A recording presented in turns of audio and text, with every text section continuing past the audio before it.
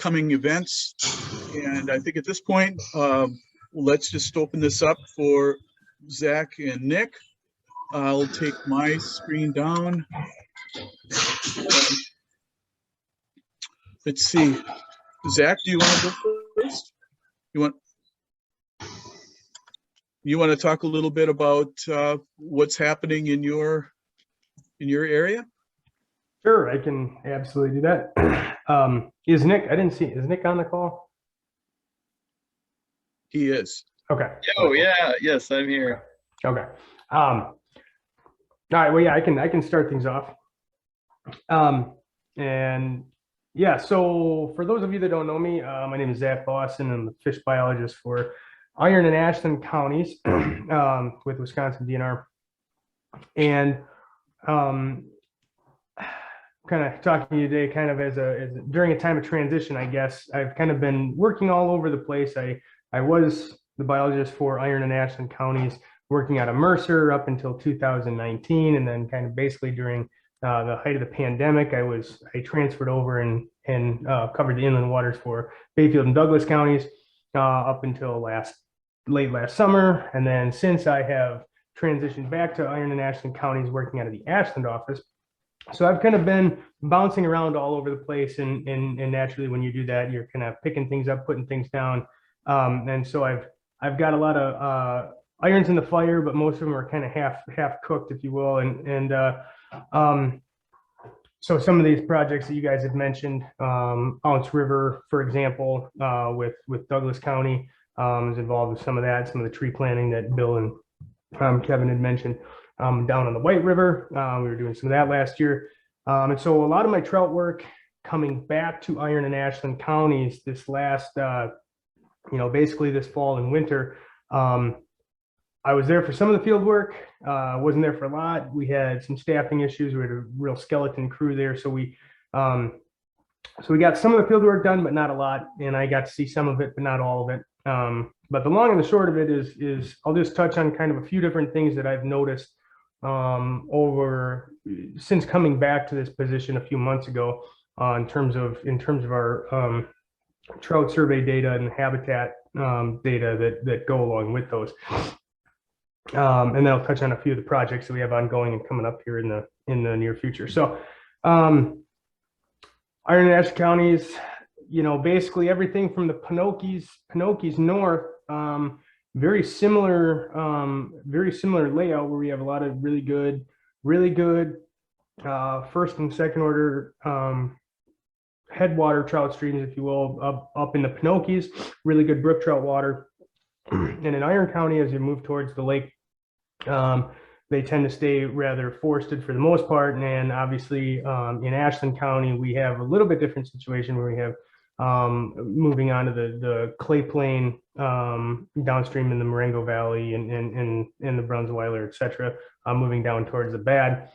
And so what I've noticed these last couple of years is obviously, many of us remember the great floods of 2016 and 2018, and those floods really have denuded a lot of our trout water and habitat, adjacent habitat in the really on the clay plain, and more in like our third and fourth order streams.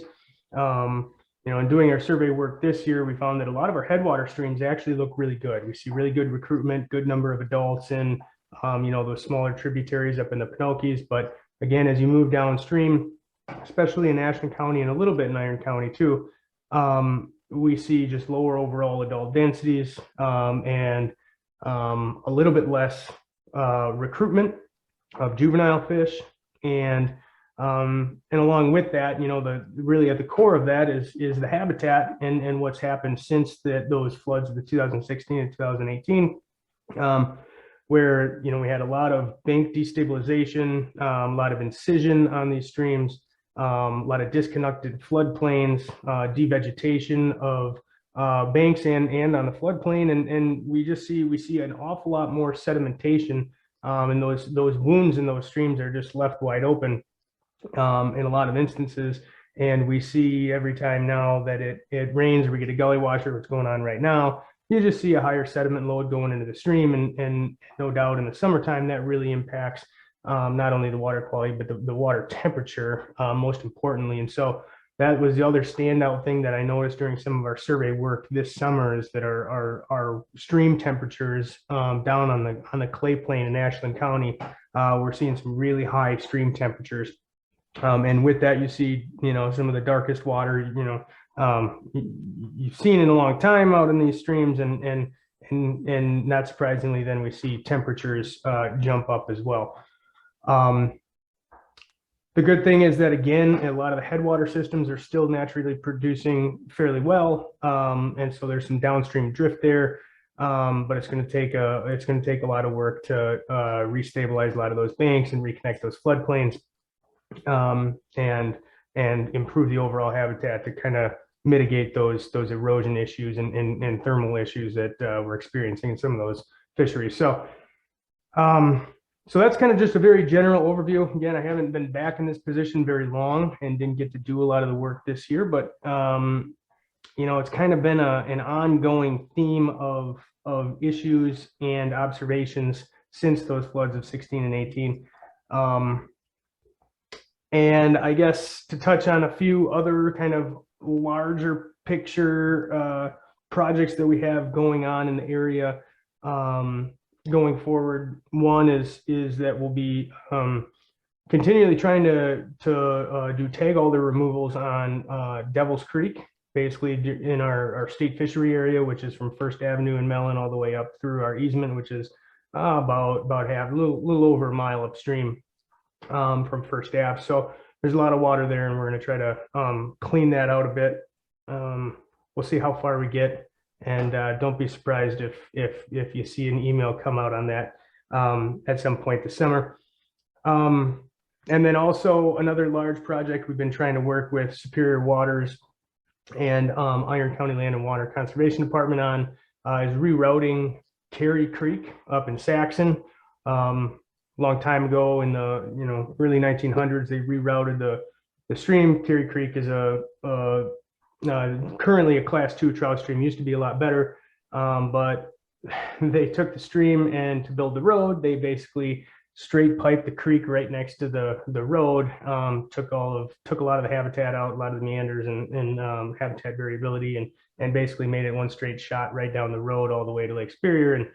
And that has caused a lot of issues for the fishery. Again, it's not a giant fishery by any means, but we're looking to do 9 culvert replacements and reconnect the floodplain there to do some flood mitigation work and try to improve the brook trout fishery there. So that one has got a really big price tag, and we're working on funding. We got grants in the works right now, but hope to be able to put some shovels in the ground next year or the following. So that's kind of a very broad overview of what we've got going on in Iron and Ashland counties. And I guess I would just open it up if anybody has questions, or if Nick wants to go, and then you can hammer on both of us with questions, either or.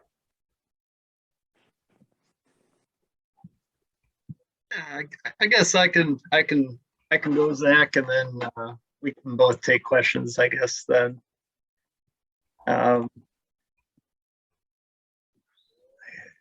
So for you, those of you who don't know me, my name is Nick Berndt. I'm the forest fish technician.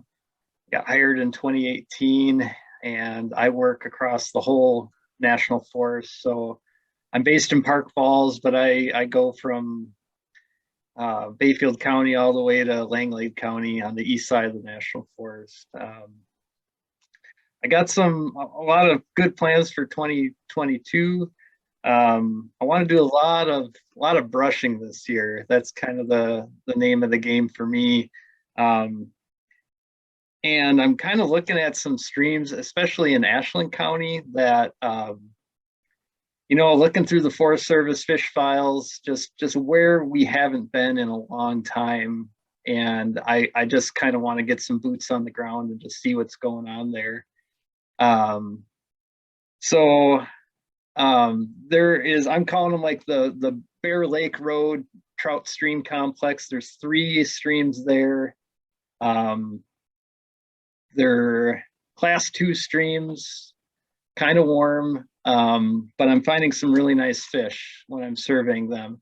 And they do have some pockets of really nice habitat, but more often than not, it's fairly degraded. But where the habitat's good, we're finding good numbers of fish.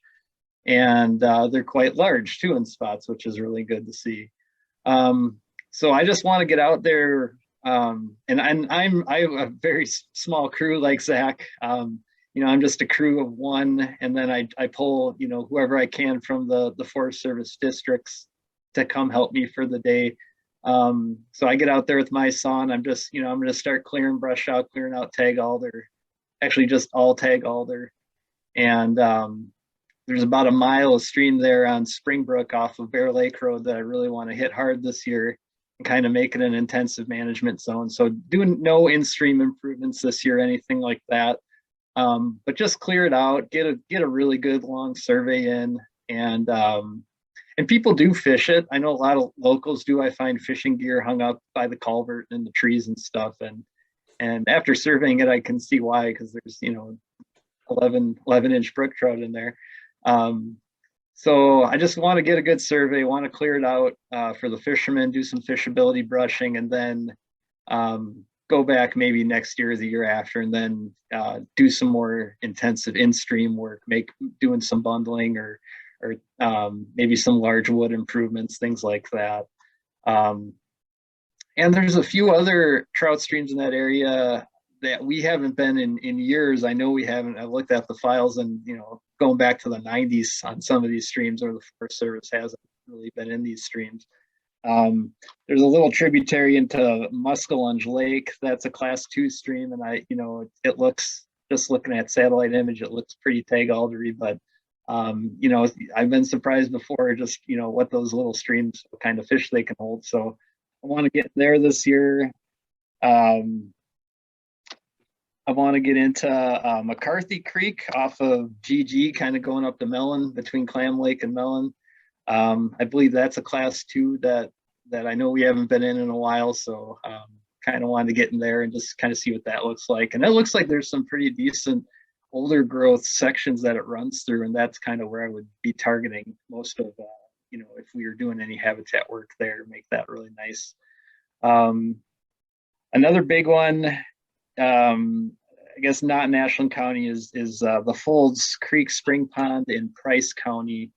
That I don't know if any of you, the members, are familiar with Folds Creek, but it's kind of a little jewel in Price County that we have.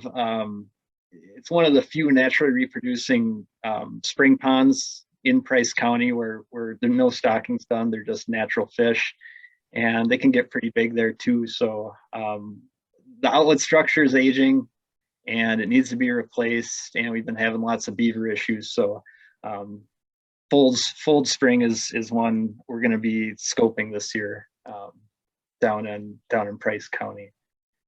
So I'm heavily involved with the Marengo tree planting. I'm sure I'll see some of you there. If any of you guys got planter bars or tree planting equipment, that is something that, I work for the Forest Service, and none of that stuff is available to me as a, on the fisheries crew, which is kind of interesting. But so I don't have any of that equipment, owned by the fish crew here. So if you guys got any implements, that would be a very nice addition up there. I'm going to tell the Great Divide District to supply what they can, for shovels, or if they have any planter bars or things like that. But and I'm also finding these different sources for trees. So there's a nursery in the Toomey Nursery in Michigan, and I just started asking around, and I'm finding that I can get really cheap trees from this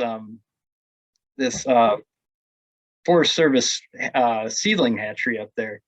And I just think for the future, it's going to be a really great source for the habitat work that I do. You go in, whack the tag alder, and then we can go back and replant some actual decent trees there, which the forest hasn't been doing in the past. We did a lot of brushing, but we just kind of left it as is. And, and then the tag alder came back, 20 years later, And I kind of want to break that cycle and plant some quality trees in its place where it's applicable, you know, where the soil's right.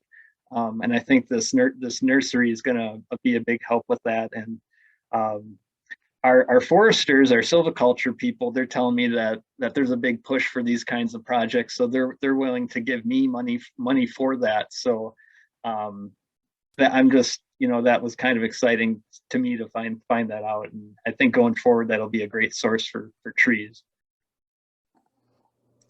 I guess that's kind of all I got that I can think of right now. Okay. If I could just throw out that, I mean, I've invited both Zach and Nick, particularly because our chapter has this donation, and the longer we hold the money, the less value the money has. So we've kind of been, you know, talking about trying to find a project, and you've both Zach and Nick have talked about bank stabilization and brushing and things like that. So, I mean, if you two, if specific projects come up and you could throw something like that to the chapter, then we would be able to discuss that as a potential. But I do have a question about like, if tag holders are the issue when you brush those and you cut those out without that being managed, then do you run the risk of that being of invasives then taking the place? You know, for instance, like in the upper white with buckthorn and that? That absolutely can be the case. Luckily, on the forest where I've been doing my work so far, I haven't seen that happen. But then again, where you're talking about, you know, from just hearing what you've been saying, it seems like that, you know, buckthorn incursion's a big issue up there, and on the forest where I'm at, it's kind of a little bit less of an issue. But yeah, Okay. if you take out one thing, something's going to try and nudge its way back in for sure. Which is kind of, you know, I want to, you know,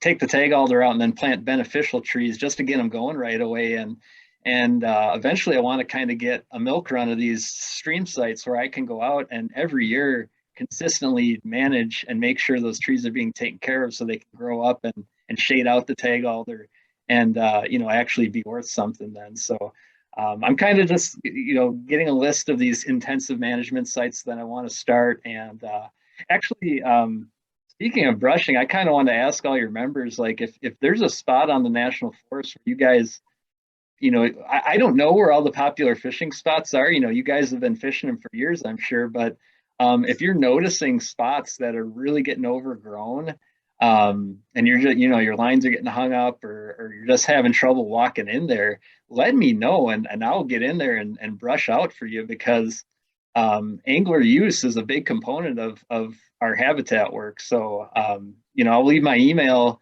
and if you know of spots where guys are pounding and really enjoy trout fishing, but it's just been getting overgrown, please let me know and I'll try to do something about it. I have a question. You said that you don't have access to planting bars through the Forest Service office. Correct. So, since we have 3 planting events this year, would it be possible for the chapter to approve allocation of funds to purchase some planting bars? I know they're not incredibly cheap, but they're good things to have. And then the chapter could show up at these work days with planting bars that way.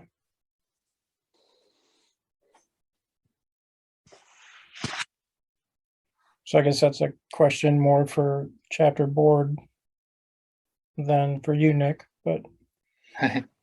Now, Bob Rice, I'll speak to that. I was thinking the exact same thing as I think we could use some of that money that was allocated for Ashland County work to buy, you know, 3 or 4 or half a dozen of those planting bars. I think that would be a good use of those funds to protect the stream and keep some shade on it.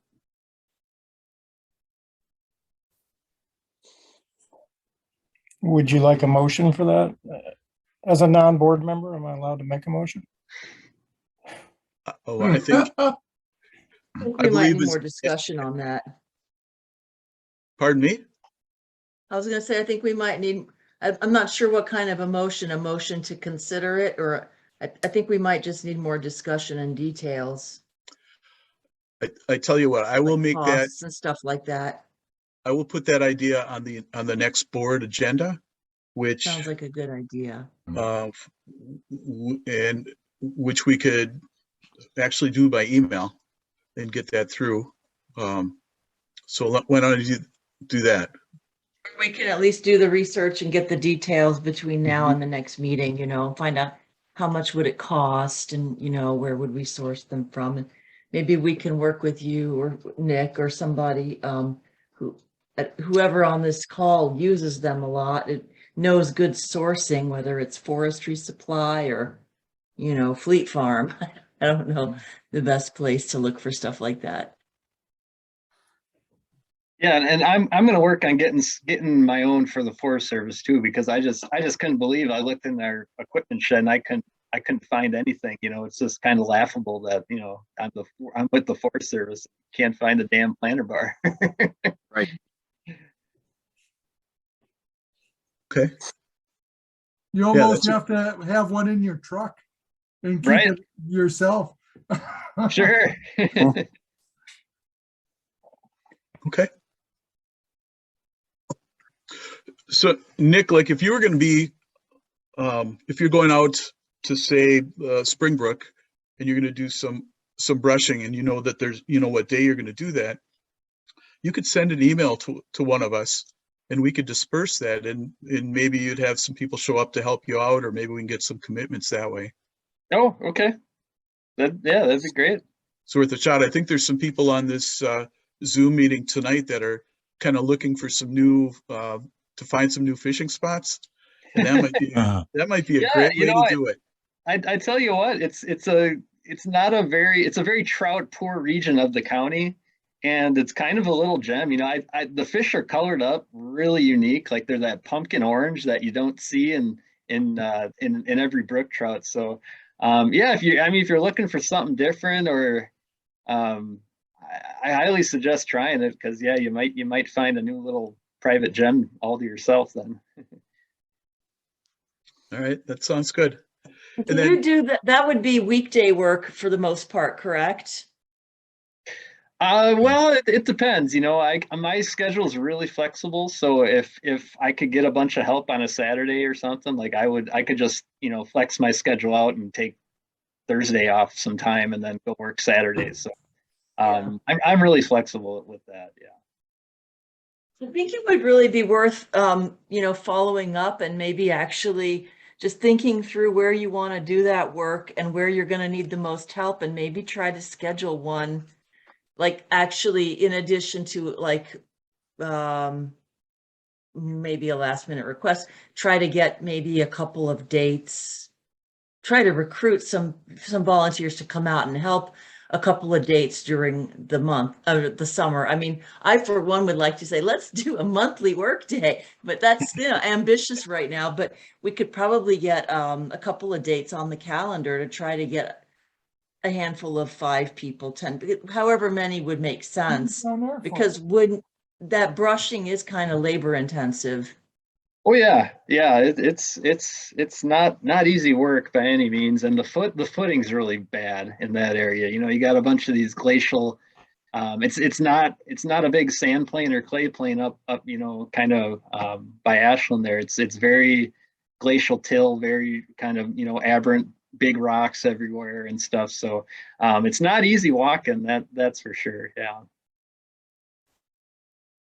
And I was just thinking too, with the Marengo planting, there's going to be some really steep slopes and stuff on that. So just FYI, I don't know how, I know my knees kind of hurt just thinking about going up that hill, but It's really good information though for but to yeah, put out there, and the yeah, I hate people to have are somebody aware. show up and then, not be able to participate or feel like, they're not, contributing or anything like that. It's just, yeah, it's a little bit rougher than usual.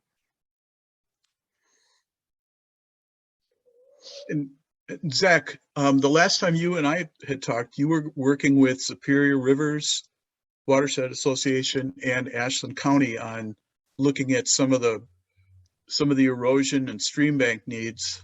Did that meeting go anywhere? Yeah, so I've been in touch with a bunch of different folks. The Ashland County Land and Water, Superior Waters, Wisconsin Wetland Association. Looking at a lot of that, I mean, there's a lot of inertia in that part of the county right now, looking at flood mitigation work and trying to restabilize a lot of those exposed areas and rehab a bunch of degraded wetlands. And so there are a couple different large projects that are in various different phases, and probably the most important one is this FEMA Advanced Assistance Grant that Wisconsin Wetland Association got to kind of prioritize which tributaries to the Marengo are the largest sources for sediment load. And so you've got a lot of these unnamed tributaries that, again, you just have completely denuded banks, devegetated floodplains, and large incisions. And through that prioritization effort, they've kind of identified maybe five sites right off the bat. One of which is just off of Silver Creek, an unnamed tributary to Silver Creek, and another one is a tributary coming in onto the Brunsweiler down by Edie Road. And so those are two sites where they're initially they've done the identification, they've gone through the prioritization of these different projects, and those two are kind of like their number one and number two spots where they'd like to start getting projects shovel ready. And so they've got a few different projects on paper, kind of all these groups working together trying to find funding, and anybody that it sounds like there are folks from all over northern Wisconsin here, but for those of us that spend time in that central Ashland County, the magnitude of the devastation of those floods, and it's a tough road to hoe, but there's you got to start somewhere, and so hence this prioritization effort, and so there are a few, we've got a few really good projects that are kind of in queue, if you will, but they're not quite to the engineering phase. So a lot of those those FEMA monies and that FEMA grant is really the first phase of just identification, and the second phase being kind of the engineering and trying to go to these top 10 sites and try to devise a plan for going forward. And then the third phase obviously then is try to get funding and work with partners to try to make some of the stuff happen. So it's in its infancy, but when you're up against really big problems, there's no silver bullet over solution for fixing everything tomorrow. It takes a long time and large phase projects like this. So there are a lot of different collaborators looking for monies, but things are looking pretty good. And like I said, we've got a few projects that are kind of in the spotlight right now. So nothing that's planned for this next year other than engineering and more planning, but we hope to be able to be finding more funding in the near future. So the hope is that we'd start some of those projects within the next 2 years. Okay, thank you. So, yeah, I have a question about that. As always. Yeah. Yeah, so you're familiar with the priority waters approach that TU is taking with identifying priority waters and watersheds throughout the country.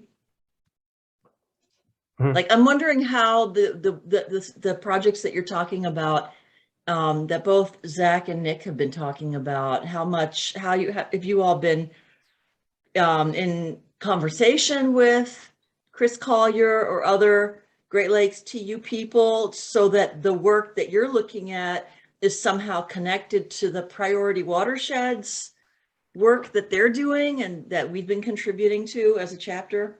All the chapters are contributing that are, but including ourselves. So if I understand your question, you're kind of wondering if we have been in communication with Chris to try to make sure that there's not a ton of overlap or reinventing the wheel here and there, or trying to make sure we have Alignment all and the coordination. bases covered. Sure.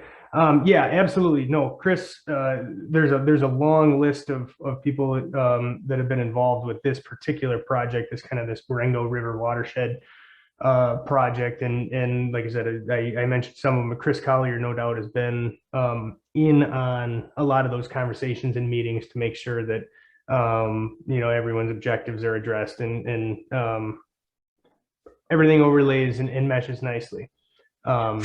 So obviously this project has a little bit more a targeted approach. The objectives are a little bit more focused on just sediment load and erosion control, but obviously, Chris has had input on a lot of other objectives as well. So he's been a part of those conversations, and there are many other players that have been at the table as well that I haven't mentioned. But this is a large, it's a really, really, really large scale problem that takes lots and lots of cooks in the kitchen. And so I haven't mentioned everybody, but a lot of people involved at a lot of different stages too. So yeah.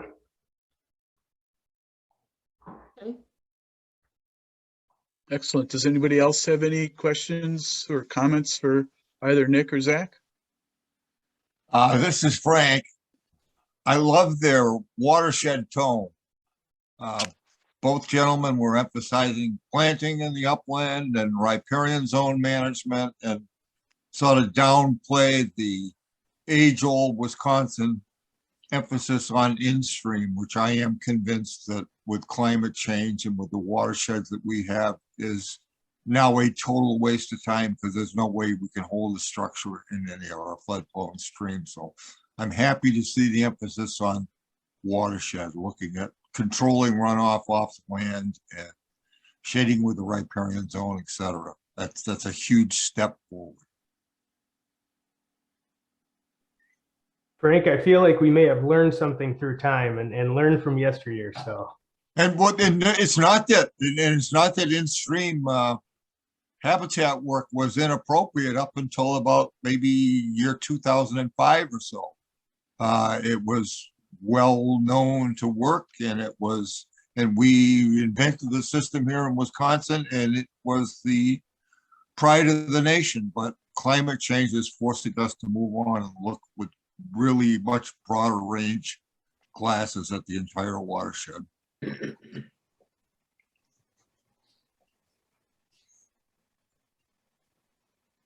don't know. I do have one question. Nick, you talked about that Price County creek. Was Yeah. it Folds, F-O-L-D-S? Yeah, actually, it might be in Vilas now that I'm thinking. It's right near the line. How do you spell it? F-O-U-L-D-S. It's in Price County. It is Price. Okay. Yeah. All right. This is Herb Lundberg in Stillwater, Minnesota. You hear me? Can you hear me? Yep. Yes. With regard to what Frank just said, I'll introduce myself. We own 196 acres of land on the East Fork Iron River on Sorensen Road, right at the bridge. It's 2 miles west of County Road A. And I see that Bob Rice, I've not met him personally, but he has fished it. We've had some exchanges on email, and he could let you in a little bit about the fishing. It's open to the public, very difficult fishing, but there are some trout there, not a lot, but the water is considered outstanding. And to Frank's question and comments about climate change, I'm very familiar with that. And we have a project now, it's contract, I am 87 years old, a little bit beyond age for planting trees and so on, but I have done quite a lot of that. And we have owned this property for almost 40 years and fished it a lot, and the White River and the Brule River. But right now we have contracted, and this really has to do with climate change, and also the budworm has infected our spruce and fir trees very badly, and they're dying out. And we, with these contractors, it's Bay Environmental, you might be familiar with them, Martin and Michael Sinclair. They will be planting about 3,000 white pine,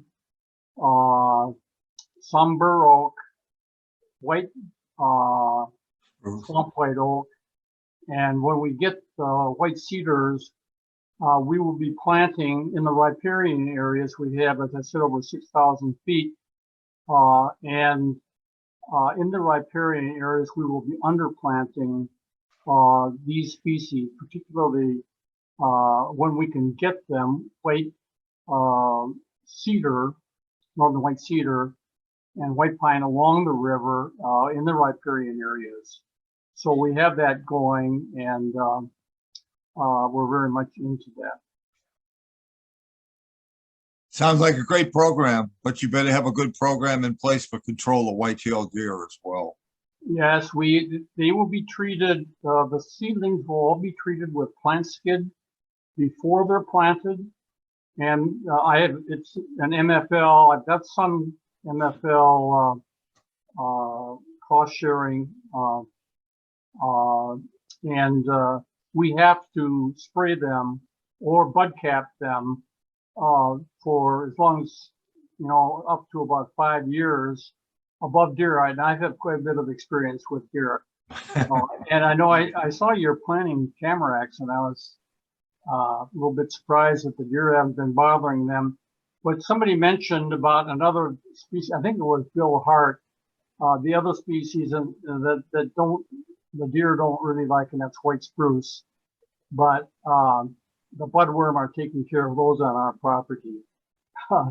So anyway, that's my input. And at some point, Good Friday. I'll be in contact. I am a member of the Captuish chapter, and I would be a member if they would let me, of being a member of your chapter. But I'll now that I have electronic contact with you, I'll try to stay current with your Wild Rivers. Welcome aboard. Well, I'm glad you're here, and you're welcome to hang out with us anytime. Thank you. Okay. Well, are there any other questions for our guests? Are there Yeah, any? I'd like to add to Nick. This is John Simonson. We're talking about the Long Branch, not the Lone Branch. Sorry. Have you been down there recently, Nick? Yes, I The have. flood? And I can echo your thoughts of how it's been pretty blown down and stuff. Yeah. Or any thoughts on the Johnson Springs? I think, was it Brian out of Washburn? Brad out of Washburn? No, Brian out of Washburn. Oh yeah, Brian Haringa with the Johnson Spring Pond. Yeah. With He was that, talking one time about removing the dam. that's correct. Yes. And I was there the other day hiking down there. We're real close on Cisco Lake. Oh, okay, sure. I'm going to be doing some work on Cisco Lake. Oh, yeah. Yeah, I'm good. I want some brown trout in there, okay? I know that's the DNR. But what do you think? Is that going to be removed, the dam? That's the way it's looking right now, John. Yes, that's that one, Johnson and Schoenenberg. Okay. And do you think all those big down trees down on Nymphia, on the Long Branch is hindering the brook trout water and warming it up because all those down trees in the river itself? I mean, I don't know, I really couldn't say. I don't have enough experience with that system to give you much. I don't want to say something I shouldn't, but yeah, I Okay. guess I'd have to take a better look at that. Because it can get up into the 70s in the summer when I put Okay. a thermometer. Yeah, that's warm. Yeah.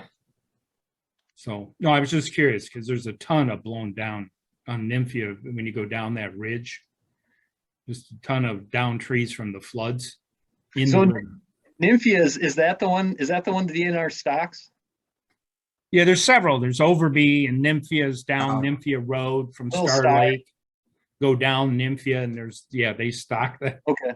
Little Star, yeah. Little Star, Nymphia. Right, every year and everything. But the Long Branch, I know you go down there. I go down with my dog and stuff. And there's so many blown down trees. And I know Bob Rice goes down there and fishes it once in a while. Yeah, that's definitely one of those cases, John, where send me a map with some points and I can get up there with the saw crew and clear out. You know, that's a good day of work for me. I would think it has got to be a good influence for the White River, because I've seen all the way up to where the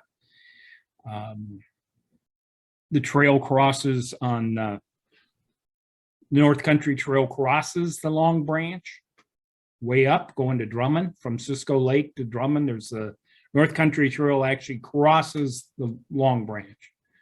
Okay, yeah, I guess I don't know that point. Yeah, I've seen trout all the way up there.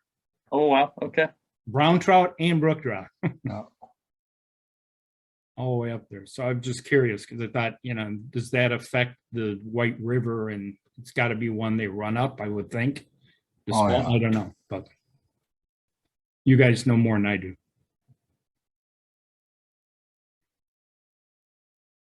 Yeah, that's one where we really don't have too much data in that area. I myself, I've only been here 3 years and I haven't looked at that stuff yet. So right now, I'm sure you guys have actually been there more than I have. So.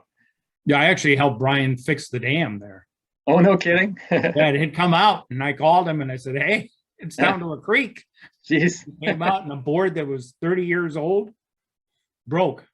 Oh, sure. Yeah, that's the problems they've been having with it. Same thing with Schulenburg. It's just aging to the point of disrepair. And I know, Washburn District, they don't have the crew to keep on that stuff, all the time. It's just we don't have a lot of people, for spring ponds on the forest right now. And Yeah. I don't think we're gonna get more people, unfortunately. So so at Johnson, did you happen to that little speeder spring coming in off the what would that be, the north side of the creek? You ever walk up that? Yeah. That's a really neat, it's I was doing some shocking up there with Brian just to kind of update the fisheries data, and there was trout in that little spring